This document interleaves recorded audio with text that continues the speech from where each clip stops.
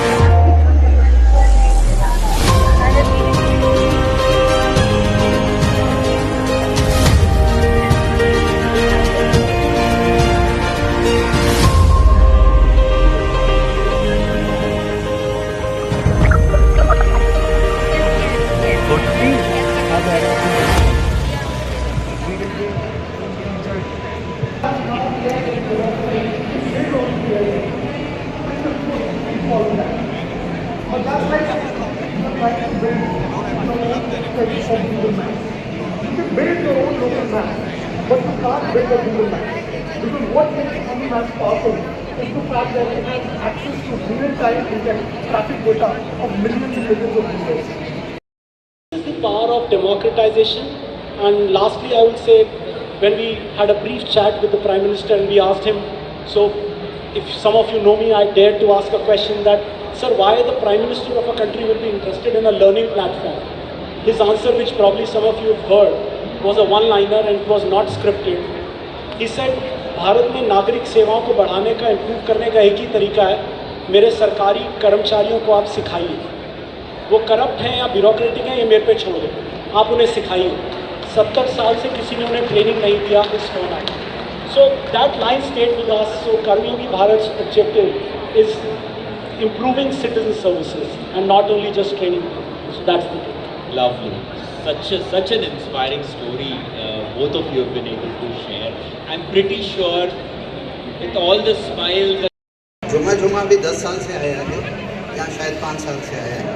I'm talking about CI, which is here for 4.5 billion years.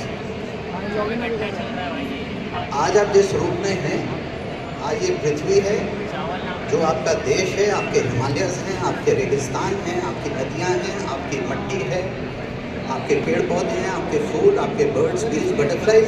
It has taken 4.5 billion years of cosmic intelligence to polish it, to hone it, and make sure they are ready to nurture a species called Homo sapiens, which came 2 lakh years ago on this new planet. Right? But होता क्या है, हम अपनी life को इतना ज़्यादा हमने monetise किया हुआ है, हम हर चीज़ को इतना ज़्यादा कमर्शलाइज और मोनेटाइज कर देते हैं कि जो रोज़मर्रा की छोटी छोटी ज़िंदगी की हमारी खुशियाँ हैं उसको नज़रअंदाज करते हैं. I am here just for about 15 minutes. I won't take much time, but I am here to tell you that जो भी ये एक कम्युनिटी बनी थी, give me trees trust, this was in 1977. I was only 11 years old. It was all because of my teacher and my grandmother. She told me to create this community so that we could do Chayadar Vriksh, people, neem, jamun, shisham, and other species, about 64 species. So which we started planting all along the roadsides in Pune. That was the first place where I planted. So ये जो community बनी थी, it was one of the best exercises in human resources. आप आज HR के everything that needs improvement in it. So I think that's what Izmin was saying.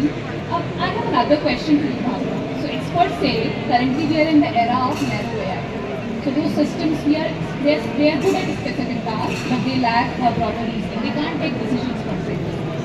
Next phase is general AI, which will have almost equal decision making and comprehensibility as humans. And the last stage would be where simple machine would be so intelligent, much more intelligent than humans.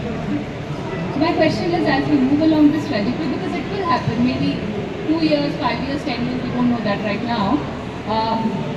One thing that HR needs to start doing, and one thing we need to stop. I know a bit cliche question, but please, would love to know your views.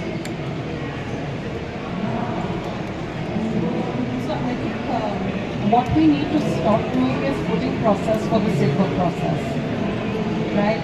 We need to get comfortable with flowing and being agile. It's okay. There doesn't have to be a rule for everything. Let's equip our people. Let's encourage. Common sense is the wrong thing. Courage and appreciation of what do we value as an organization, what we want to drive as an organization, a consistent understanding, but then let's also trust, right? So HR should stop thinking of ourselves as we are not. That's not our job, right?